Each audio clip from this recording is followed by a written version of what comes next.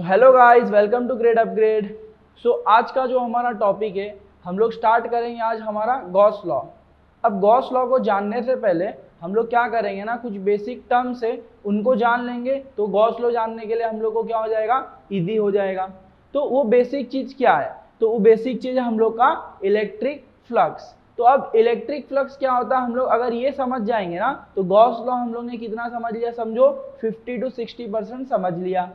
तो इंपॉर्टेंट है हम लोग का इलेक्ट्रिक फ्लक्स। तो इलेक्ट्रिक फ्लक्स होता क्या है, इसको कैसे कैसे समझना है वो देखो। पहले मैं बोल देता हूँ, मान लो मैंने क्या कर लिया, दो एरिया ले लिया, समझो पहला एरिया ये लिया। अब मैं बोलता हूँ दूसरा एरिया मैंने कुछ ऐसा ले लिया। अब दोनों एरिया क्या है, इक्वल इन मैग्नीट्यूड।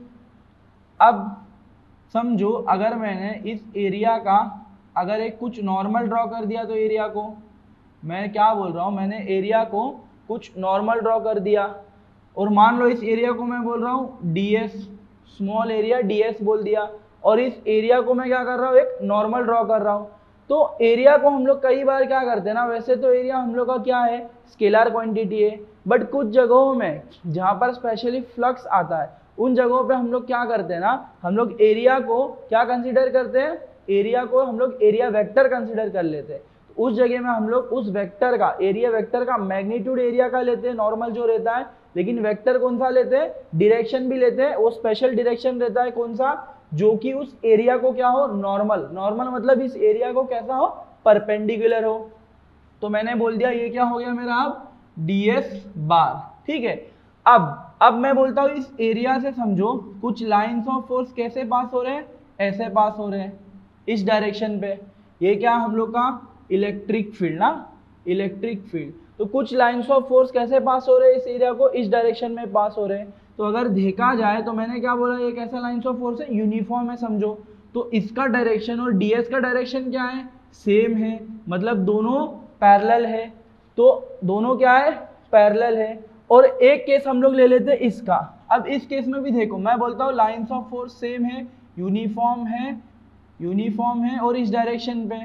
बट इस बार क्या होगा ना, इसका जो एरिया वेक्टर है ds, अब ये ds वेक्टर कैसा होगा, क्या बोला था हम लोग ने, एरिया वेक्टर का डायरेक्शन कैसा लेना है, इसके एरिया के नॉर्मल। एरिया के नॉर्मल मतलब अब इसका नॉर्मल तो ऐसा आएगा, सही बात है। और बोलो इलेक्ट्रिक फील्ड का डायरेक्शन कैसा है, ऐसा है या नहीं। इलेक्ट्रिक लाइंस ऑफ फोर्स का डायरेक्शन कैसा है, ऐसा है। तो यार इस पार्ट में ये जो एंगल बना रहा है, इसको हम लोग ने बोल दिया थीटा। अब बोलो थीटा क्या है, theta is nothing but angle between क्या, एंगल बिटवीन क्या, ई बार एंड ds बार। मतलब एरिया वेक्टर और इलेक्ट्रिक फील्ड के बीच में जो डायरेक्शन है वो क्या है हम लोग का, बोलो एंगल है थीटा। क्लियर है। तो एंगल कभी भी पूछा ना, कहीं भी तुम लोग को एंगल दिख गया ना, पहला क्वेश्चन यही करना, किसके और किसके बीच का एंगल। तो ये बहुत इंपॉर्टेंट चीज है, क्योंकि कई बार हम लोग कुछ भी सॉल्व कर लेते बट एंगल दिया होता है कुछ, हम लोग ने सपोज किया कुछ और, तो रिजल्ट आ गया कुछ और, है ना। तो वैसा नहीं करना है, पहले समझ लेना है कि एंगल किसके बीच का है और क्या है, क्या दिया गया है हम लोग को, है ना। तो अब देखो फर्स्ट केस में मैं उसको बोलता हूँ केस 1 और इसको बोल दिया केस 2। तो फर्स्ट केस में क्या हो रहा है, इलेक्ट्रिक लाइंस ऑफ फोर्स कुछ एरिया से पास हो रहे थे, और उस केस में ds वेक्टर जो हम लोग का एरिया वेक्टर है, उन दोनों का डायरेक्शन कैसा था, सेम था। बट इसमें केस 2 में क्या है, ds वेक्टर और हम लोग का जो इलेक्ट्रिक फील्ड है, दोनों के बीच में कुछ एंगल बन रहा है ना। अब वो एंगल को हम लोग ने थीटा बोला। तो अब एक मैथमेटिकली हम लोग क्या करेंगे ना, एक क्वांटिटी को क्या करेंगे, डिफाइन करेंगे। जिस प्रकार से हम लोग ने फोर्स को डिफाइन किया, F is equal to mass into acceleration, velocity को डिफाइन कर दिया, velocity nothing but displacement upon per unit time ना। तो वैसे हम लोग एक मैथमेटिकल क्वांटिटी बोलेंगे जो है हम लोग का इलेक्ट्रिक फ्लक्स। अब मैं इलेक्ट्रिक फ्लक्स को कैसे बोलता हूँ मैथमेटिकली, अगर छोटा सा एरिया कंसीडर कर रहे हैं, जो हम लोग ने लिया था ds ना, d अगर d कहीं भी लग रहा है ना, तो समझ लेने का क्या है, स्मॉल क्वांटिटी, इन्फिनिटेसिमल। तो हम लोग जब डेरिवेटिव यूज करते हैं ना, तो हम लोग बोलते हैं ds लगाते हैं, तो एकदम छोटा क्वांटिटी है ये डिनोट करने के लिए। तो अब सीधी सी बात है, अगर मैंने एरिया को छोटा क्वांटिटी लिया हो, तो मेरा फ्लक्स भी मेरे को d से डिनोट करना पड़ेगा। तो अब मैंने क्या कर दिया, d5 से डिनोट कर दिया इलेक्ट्रिक फ्लक्स को। अब ये होता क्या है वो देखो, electric flux is nothing but, देखो वो इलेक्ट्रिक फील्ड जो क्या हो रहा है, इस एरिया से पास हो रहा है, और कैसे पास हो रहा है बोलो, इसके परपेंडिकुलर पास हो रहा है। क्या बोल रहा हूं मैं, वो इलेक्ट्रिक फील्ड जो इस एरिया से पास हो रहा है, बट इस एरिया के कैसे पास हो रहा है बोलो, परपेंडिकुलर, नॉर्मली। तो मैं बोलूंगा ई इतना है, ई बार है ना, ई बार। अभी के लिए मैग्नीट्यूड देखते, सिर्फ ई बोल दिया मैंने, इनटू, अब डीएस क्या है इधर, डीएस एरिया वेक्टर डीएस है ना। अब अगर हम लोग ने बोला कि समझो इसको मेरे को क्या लिखना है, कुछ डॉट प्रोडक्ट में लिखना है, तो कैसे हो जाएगा बोलो, ई बार डॉट डी एस बार। अब सिंपल सी बात है, ई जो ई बार हम लोग का मैग्नीट्यूड हो जाएगा इनटू डी एस बार का मैग्नीट्यूड इनटू कॉस थीटा। अब ये कॉस थीटा क्या है, थीटा क्या है बोलो, एंगल बिटवीन ई और डी एस। अब फर्स्ट केस में तो हम लोग का एंगल कितना है बोलो, एंगल कितना है बोलो, पैरेलल में क्या होता है 0 डिग्री, तो बोलेंगे d5 क्या हो गया इसके लिए हम लोग का e into D S. Normally सिर्फ मैग्नीट्यूड लिया, ये हो गया फर्स्ट केस में। अब आ जाओ सेकंड केस में। सेकंड केस में देखो हम लोग का क्या हो रहा है, जो हम लोग d5 लिखेंगे तो कैसा हो जाएगा बोलो, ये हो जाएगा ई। अब इसको ई नहीं बोलेंगे, अब बोलो इस एरिया से हम लोग ने क्या बोला, वो लाइन्स ऑफ फोर्स जो इस एरिया से पास हो और इसके कैसे पास हो, परपेंडिकुलर पास हो। अब एक काम करते तो ds जो हम लोग का वेक्टर है उसको ऐसा ही लिख देते हैं, मैग्नीट्यूड ds लिख दिया। बट अब मुझे ये बताओ, इस जो एरिया से है, ये जो एरिया से ऐसा कौन सा इलेक्ट्रिक फील्ड है जो इसके परपेंडिकुलर पास हो रहा है। अब देखा जाए तो ऐसा तो कोई भी नहीं यार, ना दिख तो नहीं रहा है डायग्राम में। तो क्या बोलेंगे हम लोग, वेक्टर के हिसाब से क्या कर सकते हैं ना, किसी भी एक वेक्टर को दो इक्वल एंड अपोजिट पार्ट में as a in the form of हम लोग क्या कर सकते हैं, उसको रिजॉल्व कर सकते हैं ना, मतलब रिजोल्यूशन ऑफ वेक्टर कर सकते हैं। तो हम लोग ने क्या किया, सेम कंसेप्ट यहाँ पर भी अप्लाई कर रहे हैं। तो अब बोलो अगर थीटा के बाजू वाला है, थीटा के बाजू वाला है मतलब क्या हो जाएगा, वो कॉस थीटा में आ जाएगा, है कि नहीं, सबको पता है ना इतना। तो क्या हो जाएगा E cos theta into D S. तो अगर हम लोग इसको अगर डॉट प्रोडक्ट फॉर्म में लिखने जाए, वेक्टर फॉर्म में, तो कैसा हो जाएगा बोलो, d5 will be d5 will be equals to क्या, ई बोलो ई बार डॉट ds बार। क्या हो जाएगा, ई बार डॉट ds बार। तो ये जो क्वांटिटी है ना, इसी को हम लोग क्या बोलते हैं, हम लोग का इलेक्ट्रिक फ्लक्स। क्या बोलते हैं इसी को हम लोग, फ्लक्स बोलते हैं। क्या बोलते हैं, electric flux. Electric flux is nothing but, तो अब ये हो गया मैथमेटिकल चीज, डायग्राम से मैंने तुम लोगों को एक्सप्लेन भी कर दिया। तो याद क्या रखना है इलेक्ट्रिक फ्लक्स का, फिजिकल मीनिंग कि कितना नंबर ऑफ लाइंस, मतलब इलेक्ट्रिक फ्लक्स। यार सिंपल सी बात है, कोई भी वेक्टर देखो, कोई भी एरिया से हम लोग का कुछ लाइंस ऑफ फोर्स क्या हो रहा है, पास हो रहा है ना, कुछ लाइंस ऑफ फोर्स पास हो रहा है। तो कितना लाइंस ऑफ फोर्स पास हो रहा है उस एरिया से, उस एरिया के कैसे नॉर्मल क्या रहना चाहिए, नॉर्मल रहना चाहिए। तो उस सारे क्वांटिटी को, उस सारे नंबर ऑफ लाइंस को हम लोग क्या बोलेंगे बोलो, हम लोग का इलेक्ट्रिक फ्लक्स। इतना क्लियर है सबको। चलो अब बात आती है इलेक्ट्रिक फ्लक्स है स्केलर है या वेक्टर है। तो जैसे कि हम लोग ने बोला कि ये भी वेक्टर और दोनों के बीच में क्या है, डॉट प्रोडक्ट। तो सबको पता है डॉट प्रोडक्ट का जो रिजल्ट आता है वो क्या रहता है, वो स्केलर रहता है। तो हम लोग बोलेंगे electric flux d5 is nothing but scalar quantity. क्या है, स्केलर क्वांटिटी। और अब इसका ऐसा यूनिट क्या हो जाएगा, इसका यूनिट क्या हो जाएगा, तो बोलो इसका ऐसा यूनिट क्या हो जाएगा इलेक्ट्रिक फ्लक्स का। अब इसका इलेक्ट्रिक फ्लक्स का ऐसा यूनिट क्या होगा, इधर देखो, ये क्या है हम लोग का, ये क्या है, इलेक्ट्रिक फील्ड। इलेक्ट्रिक फील्ड का क्या होता है हम लोग का, इलेक्ट्रिक फील्ड का हम लोग का क्या होता है, वोल्ट पर मीटर। क्या होता है, वोल्ट पर मीटर इनटू, अब ds के हम लोग का एरिया है ना, एरिया का क्या होता है, मीटर स्क्वायर। तो अगर मैं मीटर से 1 मीटर कट कर दूंगा तो बचेगा क्या अल्टीमेटली मेरे पास, वोल्ट मीटर। क्या बच जाएगा, volt meter. So this is the unit of electric flux, this is the ऐसा यूनिट ऑफ इलेक्ट्रिक फ्लक्स। अब अगर डायमेंशन भी जानना है तो डायमेंशन भी निकाल सकते हैं ना। अब डायमेंशन कैसे निकालेंगे इसका, सिंपल है, डायमेंशन, ठीक है, डायमेंशन क्या हो जाएगा इसका। अब हम लोग को पता है इलेक्ट्रिक फ्लक्स का डायमेंशन क्या होता है, बोलो। Electric flux is nothing but force upon charge ना, तो बोलेंगे m1 L1 t-2 upon charge का क्या होता है, current into time, current into time. अब ये हो गया, इसको ब्रैकेट में रख दो, इसको भी ब्रैकेट में रख दो, और इनटू क्या हो रहा है, एरिया ना, मतलब क्या हो रहा है, L2 इनटू L2। तो जो मेरे को रिजल्टेंट मिलेगा वो क्या हो जाएगा, बोलो, m1 L1 L2 क्या हो गया, L3 हो गया, L3 हो गया। अब बोलो T-3 क्या हो जाएगा, T-3 क्या हो जाएगा, T-3 क्या हो जाएगा, T-3। और हम लोग का क्या बच गया, करंट ऊपर गया तो क्या हो जाएगा, -1।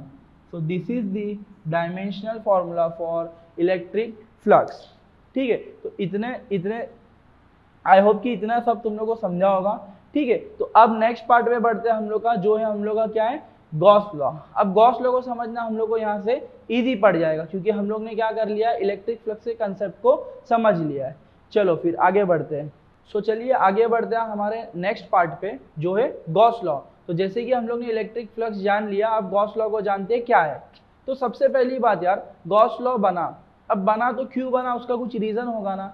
तो जैसे कि हम लोग के पास इलेक्ट्रोस्टैटिक में एक लॉ है, जिसको हम लोग ने क्या बोला था, कूलम्ब्स लॉ, हम लोग ने उसको स्टडी किया हुआ है ना। तो कूलम्ब्स लॉ में हम लोग को क्या बताता है, कूलम्ब्स लॉ बताता है कि फोर्स और चार्ज के बीच का रिलेशन, और हम लोग ऐसा भी बोल सकते हैं इलेक्ट्रिक फील्ड और चार्ज और फोर्स के बीच का रिलेशन, है ना, इतना बोल सकते हैं। तो अगर मान लो कि मैंने क्या कर लिया, एक चार्ज ले लिया यहाँ पर, अब बोलता हूँ इसकी वजह से इस पॉइंट पे बताओ कि इलेक्ट्रिक फील्ड कितना है, तो हम लोग कैलकुलेट कर सकते हैं कूलम्ब्स लॉ के हिसाब से। तो बोलेंगे इस पॉइंट पे यहाँ पर फोर्स लग रहा है F, तो इस पे जो चार्ज है, जो हम लोग ने लाया हुआ है, रखा हुआ है, उसकी वजह से इस पॉइंट पे इलेक्ट्रिक फील्ड कितना हो जाएगा, डिवाइड बाय Q, है ना। तो सिंपल सा यार, कुछ नहीं।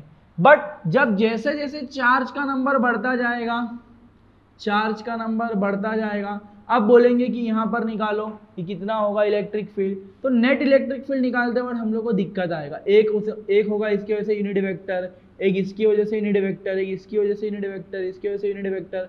तो जब हम लोग रिजल्टेंट निकालने जाएंगे ना, तो हम लोग को बहुत प्रॉब्लम होगा। मतलब अगर मेरा सिस्टम में बहुत सारे चार्ज है, तो उस वक्त अगर मैं कूलम लॉ अप्लाई करने जाऊंगा तो मुझे आंसर तो मिल जाएगा बेशक, बट मैं जब उसको अप्लाई करने जाऊंगा तो मेरा मेथड बहुत क्या हो जाएगा, टीडियस हो जाएगा, बहुत हार्ड हो जाएगा, है ना, सिंपल नहीं रहेगा। तो उस जगह पे काम आता है हम लोग का गॉस लॉ। क्या आता है, गॉस लॉ आता है उस जगह पे काम। कैसे जगह पे, जहां पर हमारा सिस्टम है और वहां पर बहुत सारे चार्जेस सिस्टम में, है ना। तो हम लोग क्या कर सकते हैं, वहां उस टाइप के सिस्टम में हम लोग क्या कर सकते हैं ना, गॉस लॉ को अप्लाई करके इजीली आंसर निकाल सकते हैं जल्दी से। तो अब गॉस लॉ होता क्या है, गॉस लॉ सिंपली हम लोग को क्या बताता है ना, हम लोग जो भी बॉडी है उसकी वजह से किसी एक पॉइंट पे हम लोग को समझो पूछ लिया एग्जामिनर ने कि बताओ इस पॉइंट पे इलेक्ट्रिक फील्ड कितना होगा, तो हम लोग क्या कर सकते हैं ना, गॉस लॉ हम लोग को क्या बोलता है कि इस बॉडी, इस सिस्टम ऑफ चार्ज की वजह से इस पॉइंट पे कितना इलेक्ट्रिक फील्ड है, और वो क्या बताता है ना, इस इलेक्ट्रिक फील्ड और इस चार्ज, बॉडी के बीच में जो चार्ज है, बॉडी के अंदर जितना चार्ज है, इन दोनों के बीच में क्या बताता है, सिंपल रिलेशन बताता है। तो जैसे कि हम लोग स्टेटमेंट में देख ही सकते हैं, Gauss law is nothing but इसका स्टेटमेंट क्या है वो देखो, क्या बोलता है, the total electric flux through a close surface, the total electric flux through a close surface is nothing but is equal to the total charge enclosed divided by epsilon naught, मतलब permittivity of free space. मतलब अगर देखा जाए mathematical statement कुछ ऐसा है Gauss law का, क्या बोल रहा है कि टोटल इलेक्ट्रिक फ्लक्स कोई एक पर्टिकुलर एरिया से, सरफेस एरिया से, जो कि कैसा हो, सबसे मेन चीज कैसा हो, बोलो, क्लोज्ड हो। कैसा हो, याद रखने का, क्लोज होना चाहिए। अगर क्लोज नहीं रहेगा तो ये चीज वैलिड नहीं है, इतना ध्यान में रखो। जैसे कि हम लोग ने बोला था कूलम्ब्स लॉ के टाइम पे देखा था कि क्या एक की पॉइंट था कि चार्ज क्या रहना चाहिए, रेस्ट पे। इधर भी चार्ज वैसे रेस्ट पे ही रहेगा, बट क्या जानना है, एक्स्ट्रा चीज क्लोज सरफेस होना चाहिए। तो बोलेंगे उसके थ्रू जो टोटल फ्लक्स है, टोटल इलेक्ट्रिक फ्लक्स है, वो क्या होगा, कौन सा चार्ज, टोटल चार्ज। कैसा चार्ज, बॉडी के अंदर वाला, जो बॉडी का सरफेस एनक्लोज करे, सब के सब उस सरफेस के अंदर रहे, वही चार्ज को हम लोग लेंगे उन सब चार्ज का टोटल अपॉन एप्सिलॉन नॉट, मतलब permittivity of free space. Clear है? तो ये है हम लोग का स्टेटमेंट ऑफ गॉस लॉ। अब गॉस लॉ समझ तो गए हम लोग क्या है, क्या होता है, क्या यूज है इसका, है ना, इसका एप्लीकेशन क्या होगा। सिंपल सी बात है इलेक्ट्रिक फील्ड निकालने में। बट अब इसको प्रूफ कैसे करेंगे? तो अल्टीमेटली देखो गॉस लॉ का जो भी डेरिवेशन होता है ना, उसमें हम लोग को यही एंड में हम लोग को यही डिराइव करना होता है। तो इसको डिराइव कैसे करेंगे वो देखो। अब स्टार्ट करते हैं हम लोग डेरिवेशन, क्या गॉस लॉ को डिराइव करते हैं। अब कैसे करते हैं वो देखो। अब कंसीडर कर लेते, कंसीडर कर लो कि मेरे पास एक एनी शेप इर्रेगुलर बॉडी है, जो कि यहाँ पर दिख रहा है आप सबको, है ना। एनी शेप बोल दिया मैंने, कैसा भी शेप होने दो, निकाल लेंगे। अगर एक पर्टिकुलर शेप चाहिए तो वो भी ले लेना। तो पहले हम लोग क्या करते हैं ना, जर्नल बोलते हैं, इर्रेगुलर शेप है, कैसा भी शेप है। और कैसा शेप है बोलो? 3D है, इतना याद रखना। ये 2D में हम लोग बना रहे हैं, बट ये कैसा है? 3D है। तो ये समझ के चलो, और इमेजिनेशन भी इसके हिसाब से करना है, ठीक है। तो मैंने बोल दिया एनी इरेगुलर शेप। अब समझ लो, मैं बोलता हूं इस बॉडी के अंदर चार्ज रहेगा, यार बोल रहा हूं ना चार्ज बॉडी है। तो मैंने बोला कंसीडर कर लो इसके अंदर एक चार्ज है, जिसको मैंने बोल दिया plus Q, plus small Q. अब मैं बोल रहा हूं ना कंसीडर करो एक छोटा सा सरफेस एरिया यहाँ पर। अब अल्टीमेटली हम लोग को निकालना क्या है? देखो इधर टोटल फ्लक्स निकालना है ना। टोटल फ्लक्स निकालने के लिए क्या करना पड़ेगा? इधर से पूरे सरफेस का टोटल फ्लक्स निकालो। लेकिन हम लोग को पता है फ्लक्स के लिए एरिया निकालना है, इलेक्ट्रिक फील्ड निकालना है, वो देखना है, उन लोगों के बीच में एंगल कितना है वो देखना है। तो यार अब सिंपल सी बात है, हम लोग को पता है, हम लोग ने अभी देखा क्या, इलेक्ट्रिक फ्लक्स। तो इलेक्ट्रिक फ्लक्स के लिए पहले क्या करना चाहिए? छोटा सा एरिया ले लो, फिर उसको क्या करो, इंटीग्रेट कर दो, है ना, इंटीग्रेट कर दो। तो वही करेंगे। तो कंसीडर कर लो एक छोटा सा एरिया ले लिया, जिसको मैंने बोल दिया ds वेक्टर, जो इसके परपेंडिकुलर है। और इसी पॉइंट को मैंने इस पॉइंट P पे मैं क्या कर रहा हूँ, इस चार्ज की वजह से क्या कर रहा हूँ, इलेक्ट्रिक फील्ड फाइंड कर रहा हूँ। तो मैं बोलता हूँ इलेक्ट्रिक फील्ड का डायरेक्शन कुछ ऐसा होगा। तो हम लोग को दिख रहा है कि इलेक्ट्रिक फील्ड और ds वेक्टर एक दूसरे के साथ कुछ एंगल बना रहे, जिसको हम लोग क्या बोल रहे, theta. So theta is nothing but angle between electric field and area vector. चलो बहुत बढ़िया, अब आगे बढ़ते। मैं बोलता हूं इस चार्ज और इस पॉइंट के बीच में जो डिस्टेंस है OP, उसको मैंने बोल दिया R बोल दिया, उसको मैंने R बोल दिया। अब सिंपल सी बात है, पहले क्या करेंगे हम लोग, इसकी वजह से जो भी हम लोग को फ्लक्स मिल रहा है वो कैलकुलेट करते हैं। अब फ्लक्स क्या हो जाएगा इसकी वजह से, तो बोलेंगे लेट d5 ना। अब छोटा सा एरिया लिया है तो फ्लक्स भी क्या लेंगे, d5 बोलेंगे, है ना। वैसे 5 भी लो चलेगा, लेकिन d5 लेते हैं ना यार, क्योंकि हम लोग ने ds वेक्टर लिया है। तो अब बोलो d5 क्या होता है हम लोग का, e बार e into ds cos theta, e into ds cos theta. इतना सबको पता है, बट हम लोग को पता है, अब देखो हम लोग का इलेक्ट्रिक फील्ड क्या था, इलेक्ट्रिक फील्ड क्या था, फोर्स अपॉन चार्ज। अब अगर मैं इस पॉइंट पे और इस पॉइंट पे अगर फोर्स कैलकुलेट करूं, और इसके थ्रू मैं क्या करूं, चार्ज को कैलकुलेट कर, इलेक्ट्रिक फील्ड को कैलकुलेट करूं, तो उसका हम लोग को पता है क्या आ जाता है, 1/4 पाई एप्सिलॉन नॉट। अगर मैंने मीडियम को क्या माना है, फ्री स्पेस माना है ना, मीडियम को क्या माना है, फ्री स्पेस माना है। तो बोलो क्या हो जाएगा, कौन सा चार्ज बोलो, कौन सा चार्ज, ये वाला चार्ज, टेस्ट चार्ज नहीं ना, क्योंकि टेस्ट चार्ज क्या हो जाता है, कैंसिल आउट हो जाता है। तो क्या हो जाएगा, कैपिटल Q। चलो इधर हम लोग ने Q लिया है ना, तो अगर इसको हम लोग थोड़ा चेंज कर देते, इसको हम लोग बोलते हैं Q1 बोल देते। तो ये क्या हो जाएगा, Q1 upon R square, Q1 upon R square. तो बोलो अगर इसको मैंने यहाँ पर सब्सटीट्यूट किया तो मुझे क्या मिलेगा, मुझे मिलेगा d5 क्या हो जाएगा मेरा, विल बी इक्वल्स टू, बोलो क्या हो जाएगा, E के जगह में ये रख दो, क्या हो जाएगा 1/4 पाई epsilon not into Q1 upon R square into ds cos theta. अब नेक्स्ट स्टेप क्या करता हूँ ना मैं, देखो Q1 कांस्टेंट है, ये पार्ट भी कांस्टेंट है। तो मैं क्या करता हूँ ना, हम लोग कुछ भी सॉल्व करते, कुछ इंटीग्रेशन में करते, डेरिवेटिव में करते, तो कभी भी क्या करते, कांस्टेंट को एक साथ लिख लेते। तो अब हम लोग कांस्टेंट क्वांटिटी को एक साथ लिख लेते। तो मैंने बोल दिया Q1/4 pi epsilon not into, अब बचा क्या, ये चीज R स्क्वायर। अब देखो कांस्टेंट बोल के मैंने ले लिया साइड में, ऐसा नहीं है, ये चीज Q1 चार्ज क्या चेंज होगा क्या, नहीं यार, एक चार्ज का वैल्यू है तो वो है, वो चेंज नहीं होगा, है ना, दूसरे की वजह से भी चेंज नहीं होगा वो। और ये जो 4 पाई एप्सिलॉन ये तो हम लोग का पहले से ही कांस्टेंट क्वांटिटी है। अब देखो ये आर स्क्वायर कांस्टेंट है क्या, ये चीज कांस्टेंट है क्या, नहीं, ये चीज वेरी होगा। कैसे, अगर मैंने सरफेस इसको माना है तो यार मेरा सरफेस ये भी तो हो सकता है, तो इस टाइम पे मेरा ये जो डिस्टेंस है चेंज होगा कि नहीं। तो ऐसे ऐसे अगर मैं डिफरेंट डिफरेंट सरफेस लूंगा तो मेरा क्या होगा, आर का वैल्यू चेंज होता जाएगा, सही क्या नहीं। तो आर क्या है, मेरा वेरिएबल है। अब देखो डीएस, तो डीएस भी चेंज होगा ना यार, जब एरिया हम लोग चेंज करते रहेंगे तो भले ही मैग्नीट्यूड सेम लो फिर भी जो हम लोग का डायरेक्शन है वो तो चेंज होते रहेगा। तो बोलेंगे डीएस भी क्या है, वेरिएबल है। बचा क्या, कॉस थीटा। अब जैसे जैसे हम लोग डीएस को वेरी करेंगे तो अब देखो इस पार्ट में क्या हो जाएगा, मेरा इलेक्ट्रिक फील्ड का डायरेक्शन इधर आ जाएगा, एरिया वेक्टर भी इधर आ जाएगा, तो मेरा एंगल भी चेंज हो रहा है कि नहीं, कॉस थीटा, थीटा भी चेंज हो रहा है, तो बोलेंगे कॉस थीटा भी चेंज होगा। तो हम लोग बोलेंगे इस क्वांटिटी को सेपरेट लिख लेते हैं, जो हो गया हम लोग का ds cos theta upon R square.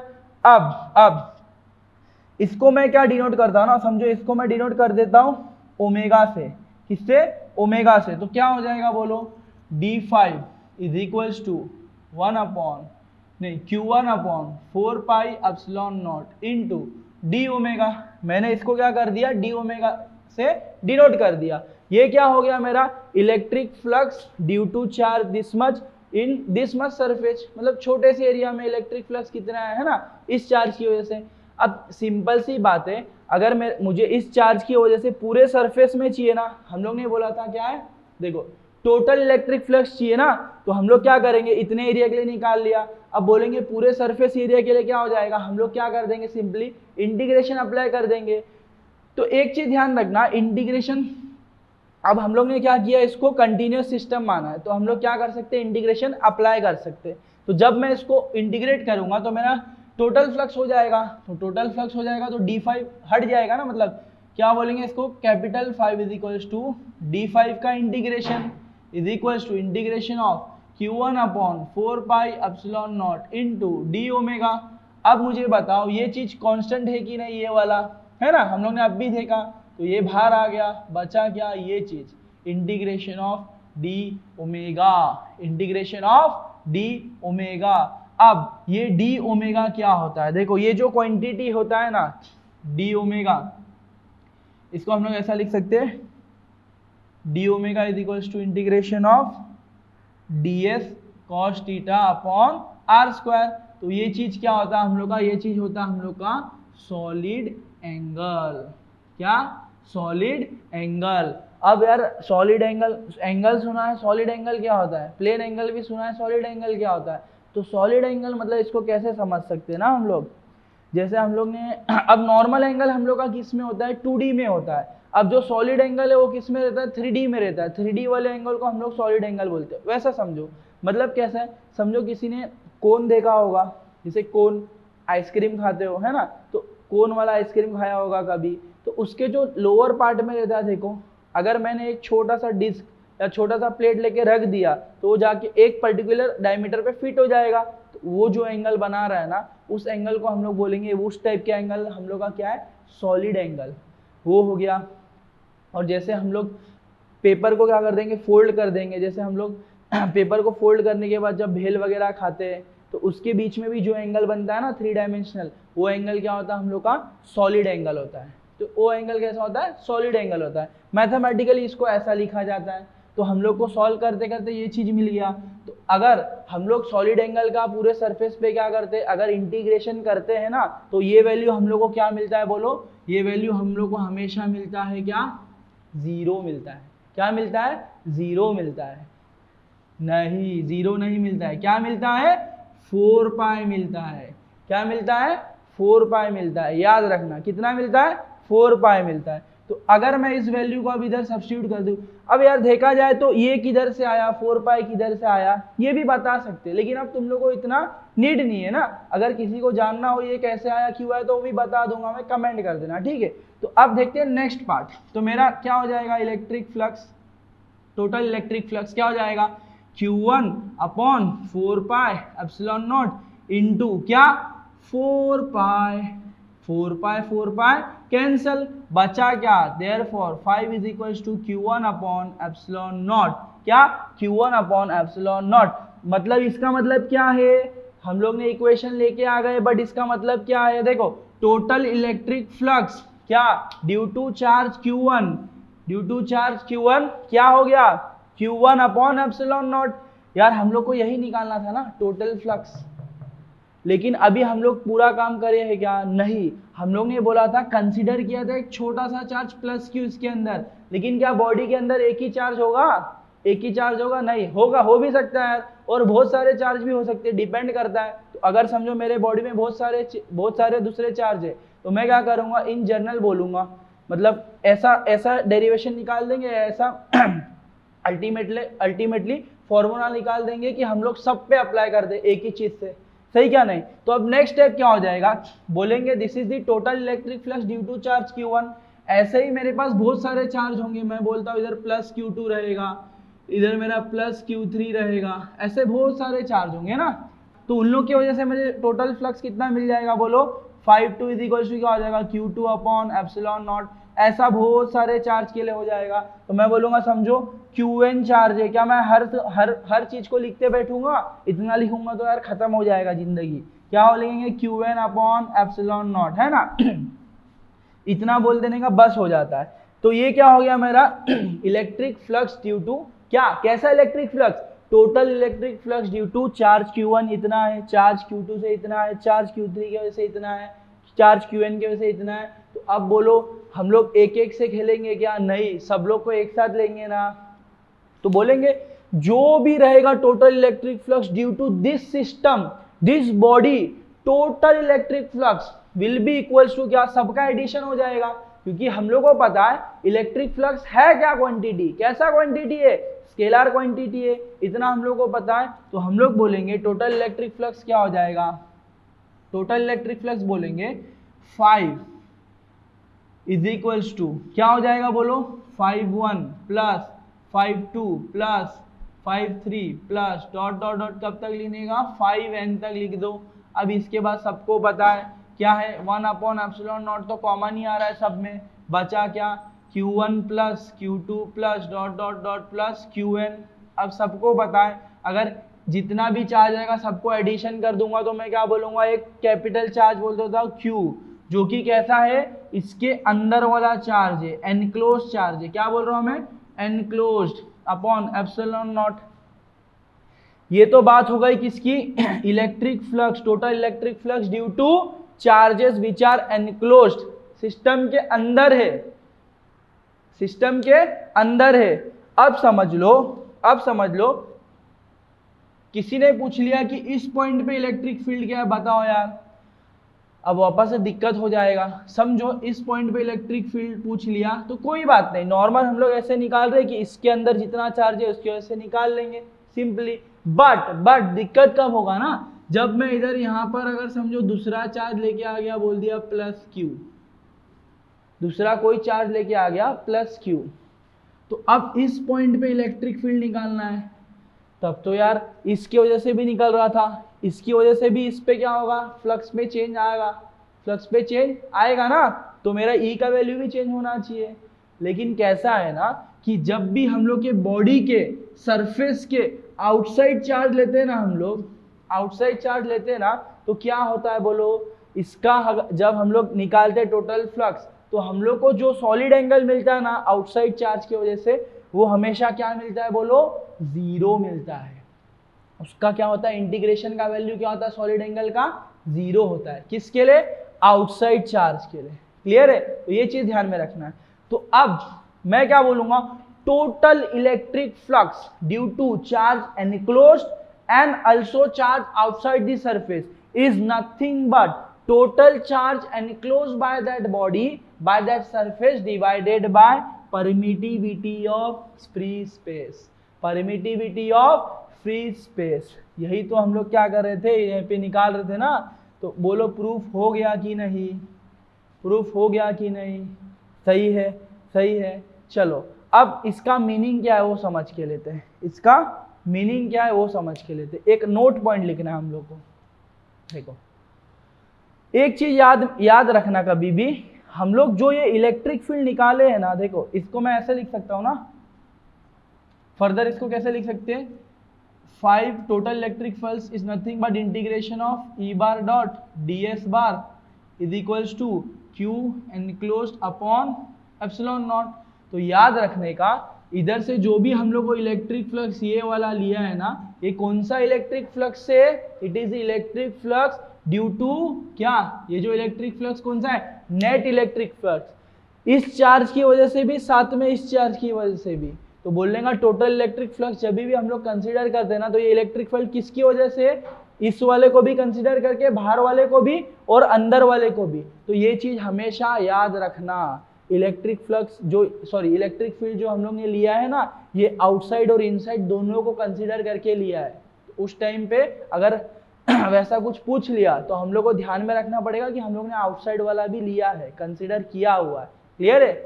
सो ये था हम लोग का क्या, गॉस लॉ। तो इसी को गॉस लॉ को यूज करके हम लोग बहुत सारे चीज को क्या कर सकते हैं, अप्लाई, बहुत सारे चीज में अप्लाई करके हम लोग सिंपली उसका electric flux, total electric flux निकाल सकते हैं।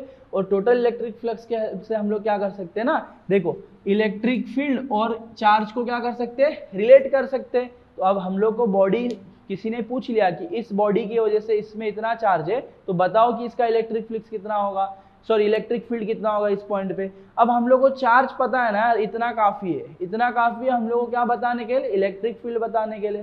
क्लियर है? सो इसी को यूज करके हम लोग आगे क्या कर सकते हैं, गॉस लॉ को अप्लाई करके बहुत सारे डिफरेंट शेप्स के बॉडी का, चार्ज बॉडी का क्या कर सकते हैं, टोटल फ्लक्स निकाल सकते हैं, और उसकी वजह से उसका इलेक्ट्रिक फ्लक्स और चार्ज के बीच का रिलेशन निकाल सकते हैं। ठीक है? तो ये था हम लोग का गॉस लॉ ऑफ इलेक्ट्रोस्टैटिक।